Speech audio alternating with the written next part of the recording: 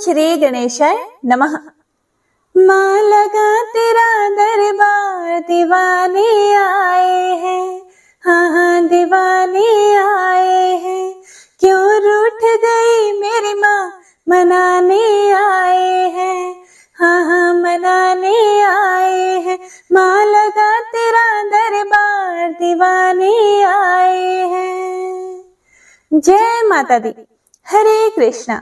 नमस्कार भक्तों, स्वागत है आपका आपके अपने चैनल ग्रेट एमएस वॉइस में। माँ भगवती का आशीर्वाद हमेशा आपके और आपके समस्त परिवार पर हमेशा बना रहे। इसी मंगल कामना के साथ आज हम चैत्र मास महात्म्य में देवी भागवत पुराण के 10वें अध्याय का श्रवण करेंगे। कथा पसंद आए तो चैनल को सब्सक्राइब अवश्य कीजिएगा। इससे पहले के अध्याय में आपने महिषासुर के जन्म की कथा सुनी थी, तो आइए अब सुनिए इससे आगे का वृतांत, जिसे व्यास जी राजा जन्मेजय को सुना रहे हैं। व्यास जी कहते हैं कि हे राजन, इस प्रकार वह महिषासुर नाम से प्रसिद्ध वह दानव संपूर्ण जगत पर शासन करने लगा। वरदान पा जाने के कारण उस पराक्रमी दैत्य को अत्यंत अभिमान हो गया। समस्त प्राणी उसके अधीन रहते थे। उसने समुद्र पर्यंत सारी पृथ्वी को अपने बाहुबल से जीतकर स्वयं उसकी रक्षा का भार संभाल लिया था। उसका एक छत्र राज्य हो गया। उस समय उसका कोई भी शत्रु नहीं रहा। उसके सेनाध्यक्ष का नाम चिक्षुर था, जो महान प्रतापी एवं मद से सदा चूर रहता था। ताम्र नाम से विख्यात राक्षस उसके कोषाध्यक्ष का काम करता था। उसके पास 10,000 सैनिक थे। असिलोमा, उदर्क, बिडाल, वाशकल, त्रिनेत्र और कालबंधक नाम से प्रसिद्ध संपत्तिशाली अन्य बहुत से नरेश थे। समुद्र पर्यंत पृथ्वी पर प्राचीन काल से ही उनका राज्य था। उन सब ने महिषासुर को कर देना स्वीकार कर लिया। जो बलाभिमानी राजा कर देने के पक्ष में नहीं थे, वह वीर धर्म के अनुसार युद्ध में काम आ गए। महाराज, ब्राह्मणों ने भी महिषासुर की अधीनता स्वीकार कर ली और यज्ञ में वे उस दानव को भी भाग देने लगे। अखिल भूमंडल में महिषासुर एक छत्र राज्य का उपभोग करने लगा। वरदान के अभिमान में चूर होकर उसने स्वर्ग पर विजय पाने का निश्चय किया। फिर तो उस दानव ने एक दूत को इंद्र के पास जाने की आज्ञा दे दी। उसने शीघ्र संदेशवाहक दूत को पहले अपने पास बुलाया और उससे कहा कि वीर, तुम्हारा व्यवहार बहुत शुद्ध है। हे महाबाहो, आज तुम्हें यह दूत का काम करना होगा। तुम निर्भीक होकर स्वर्ग में इंद्र के पास जाओ और उससे मेरा यह संदेश कह दो। जाकर उससे कहना कि देवराज इंद्र स्वर्ग छोड़कर जहां भी जी चाहे वहां चले जाओ, या रहना हो तो महामना महिषासुर के सेवक बनकर रह सकते हो। हे शचीपते, यदि तुम महाराज महिषासुर के शरणागत हो गए तो वे अवश्य ही तुम्हारी रक्षा करेंगे। इसीलिए अच्छा है कि तुम उनकी शरण में चले जाओ। तुम्हें यदि यह बात अस्वीकार हो तो शीघ्र युद्ध करने के लिए हाथ में वज्र उठा लो। हे बलसूदन, तुम पहले भी परास्त हो चुके हो। तुम्हारा पुरुषार्थ मुझे पता है। तुम्हारी शक्ति भी मुझसे छुपी नहीं है। युद्ध करो या जहां तुम्हारा मन चाहे वहां तत्काल चले जाओ। ऐसी आज्ञा पाकर दूत ने इंद्र के पास जाकर महिषासुर का संदेश उन्हें सुना दिया। श्री व्यास जी कहते हैं, महाराज, उस अवसर पर दूत की बात को सुनकर इंद्र की क्रोधाग्नि भभक उठी। फिर संभल कर मुस्कुराते हुए उन्होंने अपना संदेश दूत के सामने व्यक्त करना आरंभ कर दिया। उन्होंने दूत से कहा कि अरे प्रचंड मूर्ख, क्या मैं तुझे नहीं जानता? जो तू अभिमान में चूर होकर यूं अनाप शनाप बक रहा है, तेरे स्वामी को यह अभिमान का रोग हो गया है। इसीलिए मैं उसकी चिकित्सा अवश्य करूंगा। फिर ऐसी व्यवस्था की जाएगी कि उसकी जड़ ही कट जाएगी। दूत, तू जा और मैं जो कुछ कहूं जाकर अपने स्वामी से कह दे। सदाचारी पुरुष दूतों पर कभी हाथ नहीं उठाते, इसीलिए मैं तुझे छोड़ देता हूँ। उससे कहना कि अरे भैंसे के बच्चे, अगर तुझे युद्ध करने की इच्छा हो तो अभी सामने आ जा। अरे घोड़ों के दुश्मन, तेरा बल मुझे ज्ञात है। तेरी जड़ आकृति है, घास खाकर तू रहता है। तेरे सींगों का मैं सुदृढ़ धनुष बनाऊंगा। तेरे सींगों में कुछ बल अवश्य है, मैं जानता हूं। इसी कारण से तुझे अभिमान हो गया है। मैं तेरे उन दोनों सींगों को तोड़कर तेरा बल नष्ट कर दूंगा। नीच महिष, मैं तेरे उन सींगों को ही काट लूंगा और तेरा वह सारा बल तुझसे छीन लूंगा, जिसके कारण तू पूर्ण अभिमानी बन बैठा है। सींग से मारने में ही तू कुशल है, ना कि मोर्चे पर हथियार चलाने में। व्यास जी कहते हैं, इस प्रकार इंद्र के कहने पर वह दूत तुरंत वहां से चला गया। वह मद अभिमानी महिषासुर के पास गया और प्रणाम करके उनसे कहने लगा। दूत ने कहा कि हे राजन, देवराज इंद्र पूर्ण स्वतंत्र है। उसके पास देवताओं की विशाल सेना है। अपने को वह महान बलवान समझता है, आपको तो वह कुछ भी नहीं गिनता। उस मूर्ख की कही हुई बातें मैं किस प्रकार बदल कर आपसे कहूं, क्योंकि सेवक का कर्तव्य होता है कि वह स्वामी के सामने प्रिय सत्य कहे। महाराज, कल्याणकामी दूत को चाहिए कि वे स्वामी के मुख पर सत्य और प्रिय बोले, परंतु यदि केवल प्रिय ही बोलता हूं तो वह असत्य होने से आपका कार्य सिद्ध होने में बाधा पड़ेगी। और कल्याणकामी दूत को कभी कठोर वचन भी नहीं कहना चाहिए, इसीलिए मैं वैसी बात कह नहीं सकता। प्रभु ठीक ही है, शत्रु के मुख से तो विष तुल्य वचन निकलते ही हैं, पर वैसी बातें सेवक के मुख से कैसे निकल सकती हैं? हे राजन, इस समय इंद्र ने जिस प्रकार से घृणित वचन कहे हैं, वैसे वचन मेरी जीभ से कभी नहीं निकल सकते। व्यास जी कहते हैं, दूत की बात में रहस्य छिपा हुआ था। उसे सुनकर महिषासुर का सर्वांग अत्यंत क्रोध से तमतमा उठा। उसकी आंखें लाल हो गई। वह दैत्यों को बुलाकर उनसे कहने लगा, महाभाग दैत्यों, वह देवराज युद्ध करना चाहता है। तुम लोग भली भांति बल प्रयोग करके उस नीच शत्रु को परास्त कर दो। मेरे सामने दूसरा कौन शूरवीर कहा जा सकता है? इंद्र जैसे करोड़ों वीर हों तब भी कोई परवाह नहीं, फिर इस अकेले इंद्र से मुझे क्या डर है? आज मैं उसे किसी प्रकार भी जीवित नहीं छोड़ूंगा। जो शांत रहते हैं उन्हीं के प्रति वह शूरवीर कहलाता है। क्षीण कार्य तपस्वी लोग ही उसे अधिक बलवान मानते हैं। अप्सराएं उसकी सहायिका हैं। उन्हीं का बल पाकर वह नीच सदा तपस्या में विघ्न उपस्थित करता रहता है। अवसर पाकर प्रहार कर देना उसका स्वभाव बन गया है। वह बड़ा ही विश्वासघाती है। यह वही छली इंद्र है जिसने नमूची को मार डाला था। पहले तो नमूची के साथ विवाद छिड़ जाने पर भयभीत होकर संधि करने में राजी हो गया। उसने तरह तरह की प्रतिज्ञा कर ली, बाद में कपट करके उसे ही मार डाला। जाल साज विष्णु तो कपट शास्त्र का पारंगत विद्वान ही है। जब इच्छा होती है तरह तरह के रूप धारण कर लेता है। बल भी है और दंभ करने की सारी कलाएं भी उसे ज्ञात है। दानवों, जिसने सुअर का रूप धारण करके हिरण्याक्ष को तथा नरसिंह का वेश बनाकर हिरण्यकशिपु को मार डाला, उस विष्णु की भी मैं अधीनता नहीं स्वीकार कर सकता। मुझे तो विश्वास ही नहीं होता कि देवताओं में भी कहीं कोई है जो मेरे सामने ठहर सके। विष्णु अथवा महान बलशाली इंद्र मेरा क्या कर सकेंगे? मैं युद्ध में खड़ा हो जाऊंगा तब शंकर भी मेरा सामना करने में समर्थ नहीं हो सकेंगे। इंद्र को हराकर स्वर्ग छीन लूंगा। वरुण, यमराज, कुबेर, अग्नि, चंद्रमा और सूर्य सभी मुझसे परास्त हो जाएंगे। अब हम सब दानव ही यज्ञ में भाग पाएंगे। हमें सोम रस पीने का अधिकार प्राप्त हो जाएगा। देवताओं के समाज को कुचलकर मैं दानवों के साथ सुख पूर्वक विचरूंगा। दानवों, मुझे वर मिल चुका है, इसीलिए देवताओं से मैं बिल्कुल नहीं डरता।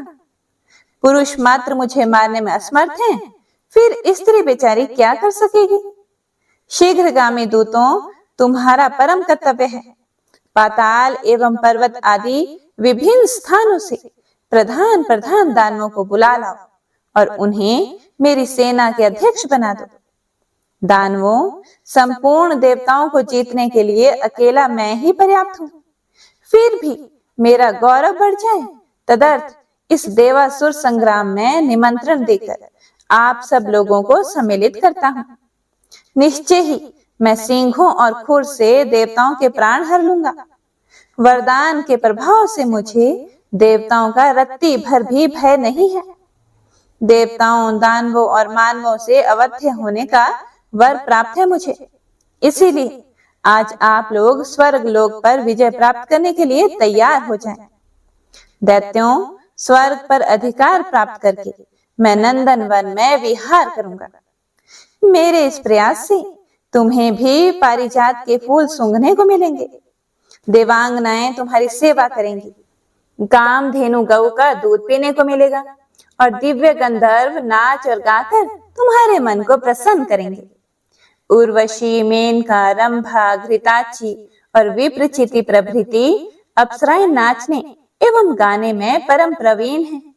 वे अनेक प्रकार की मदिरा का सेवन करके तुम सब लोगों के चित्त को अत्यंत प्रसन्न करेंगी। इसीलिए देवताओं के साथ संग्राम करने के लिए स्वर्ग लोक में चलना सबको सम्मत हो तो आज ही सभी तैयार हो जाएं।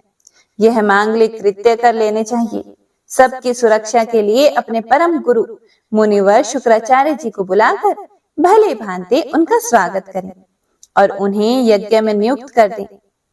आगे व्यास जी कहते हैं कि हे राजन, महिषासुर की बुद्धि सदा पाप कर्म में रत रहती थी। दैत्यों को उपरयुक्त आदेश देकर वह तुरंत अपने महल में चला गया। उस समय उसके मुख पर प्रसन्नता के चिन्ह झलक रहे थे। व्यास जी कहते हैं कि इसके बाद दूत के चले जाने पर देवराज इंद्र ने भी यमराज, पवन देव, कुबेर, वरुण आदि देवताओं को बुलाकर उनसे कहा कि महिषासुर नाम से प्रसिद्ध महान प्रतापी दानव इस समय दैत्यों का राजा है। उसके पिता का नाम रंभ था। वरदान मिल जाने से वह सदा अभिमान में चूर रहता था। उसे सैकड़ों प्रकार की माया ज्ञात है। देवताओं, आज उसका दूत मेरे पास आया था। उस लोभी महिषासुर ने स्वर्ग को छीनने की इच्छा से दूत को यहाँ भेजा था। उस दूत ने मुझसे यह बातें कही हैं। शक्र, तुम देव सदन छोड़ दो या फिर तुम्हारी जहां इच्छा हो तुम्हें चले जाना चाहिए, अथवा महिषासुर नामक दानव राज बड़े विशिष्ट व्यक्ति हैं, उनकी सेवा करना स्वीकार कर लो। वे बड़े ही दयालु राजा हैं। तुम्हारे भरण पोषण की समुचित व्यवस्था कर देंगे और जो उनकी परिचर्या में लगे रहते हैं उन सेवकों पर वे कभी क्रोध नहीं करते। हे देवेश, यदि यह बातें स्वीकार ना हो तो स्वयं युद्ध करने के लिए सेना की तैयारी में लग जाओ। मेरे वहां जाने पर दानवराज महिषासुर तुरंत तुम पर चढ़ाई कर देंगे। देवताओं, महिषासुर इस प्रकार महान नीच प्रकृति का दानव है। उसका दूत मुझसे ये सारी बातें कहकर चला गया है। इसीलिए हम लोगों को अब क्या करना चाहिए, इस विषय पर आप लोग विचार करें। देवताओं, बलवान पुरुष को चाहिए कि वे कभी भी किसी दुर्बल शत्रु की भी उपेक्षा ना करें, विशेषकर जो अपने बल का अभिमान रखते हों। उन बलशाली पुरुषों को तो सदा ही उद्योगी बने रहना चाहिए। बुद्धि और बल के अनुसार निरंतर प्रयास में लगे रहना चाहिए। हार और जीत तो प्राप्त के अधीन है, उसको कोई टाल नहीं सकता। इस समय उससे मैत्री कर लेना भी ठीक नहीं, क्योंकि महिषासुर दुष्ट है। उसके मित्र बन जाने पर भी कोई प्रयोजन सिद्ध नहीं हो सकता। आप सभी लोग उत्तम विचारशील हैं, इसीलिए इस विषय पर बार बार विचार करें। अचानक अभी उसी पर चढ़ाई कर दी जाए यह भी ठीक नहीं। बड़ी आसानी से प्रवेश करने में कुशल शीघ्रगामी गुप्तचर पहले वहां भेज दिए जाएं। गुप्तचर ऐसे होने चाहिए जो शत्रु के अभिप्राय को पूरा पूरा समझ सके, किसी के साथ अधिक प्रेम न रखे और किसी प्रलोभन में न पड़े और सत्यवादी हो। यथार्थ रूप से शत्रु की सेना की संख्या तथा उसका सारा रहस्य जानकर फिर चढ़ाई करना समुचित होगा। उसकी सेना में कितने वीर हैं, गुप्तचर उनकी संख्या आदि पूर्ण ज्ञान प्राप्त करके शीघ्रता पूर्वक लौट आए। उनके द्वारा महिषासुर तथा उसकी सेना के बलाबल को जान लेने के बाद हम लोग तुरंत धावा बोलने या शक्ति संग्रह करने के प्रबंध में लग जाएंगे। बुद्धिमान पुरुष को सदा विचार करके ही काम करना चाहिए। सहसा किए हुए कार्य से सर्वथा दुखी होने की संभावना बनी रहती है। इसीलिए पंडित जन भली भांति सोच समझकर सुखप्रद कर्म में ही हाथ डाला करते हैं। अभी दानवों के साथ युद्ध ठान दिया जाए, यह सर्वथा अनुचित ज्ञान पड़ता है। यह यूं करना तो वैसे ही होगा जैसा बिना जाने हुए औषधि सेवन करना। ऐसे कार्य से तो सर्वथा उल्टा फल सामने आ सकता है। व्यास जी कहते हैं कि हे राजन, उपस्थित देवताओं के साथ इस प्रकार बातचीत करके शत्रु का अभिप्राय जानने के लिए देवराज इंद्र ने कार्य कुशल निपुण गुप्तचर को जाने की आज्ञा दे दी। वह दूत तुरंत चला गया और सारे भेद जानकर इंद्र के पास लौट आया। उसने महिषासुर की संपूर्ण सेना के बल की संपूर्ण सूचना देवराज को दे दी। दानव के सैनिक उद्योग की जानकारी प्राप्त होने पर इंद्र अत्यंत आश्चर्य में पड़ गए। फिर इंद्र ने तुरंत देवताओं को आज्ञा दी। देवता गए और मंत्र विद्ताओं में श्रेष्ठ पुरोधा बृहस्पति जी को बुला लाए। उनके साथ परामर्श होने लगा। अंगिरा नंदन बृहस्पति जी जब उत्तम आसन पर बैठे तब इंद्र ने उनसे कहा। इंद्र बोले कि विद्वान, आप देवताओं के गुरु हैं। इस अवसर पर हमें क्या करना चाहिए यह बताने की कृपा करें। आप तो सर्वज्ञ पुरुष हैं। इस कठिन परिस्थिति में हमें केवल आप ही उबार सकते हैं। आज महिषासुर नामक दानव बहुत से दैत्यों को साथ लेकर युद्ध करने के लिए आ रहा है। उसमें अतः बल है। वह अभिमान में मत रहता है। आप मंत्रज्ञ पुरुष हैं। इस अवसर पर कोई ऐसा कार्य करें जिससे उसकी शक्ति कुंठित हो जाए। जैसे दानवों के पक्ष में शुक्राचार्य हैं, वैसे ही हमारे पक्ष के विघ्न शांत करने वाले आप हैं। आप सर्वदा श्रेष्ठ सम्मति दिया करते हैं। व्यास जी कहते हैं, देवराज इंद्र की बात को सुनकर बृहस्पति जी उनसे कहने लगे। मन में खूब सोच समझकर किसी भी कार्य में तत्पर होना उनका स्वाभाविक गुण था। बृहस्पति जी बोले कि हे देवराज, शांत रहो। इस समय धैर्य रखना परम आवश्यक है। दुख की घड़ी सामने आने पर तुरंत धैर्य नहीं छोड़ देना चाहिए।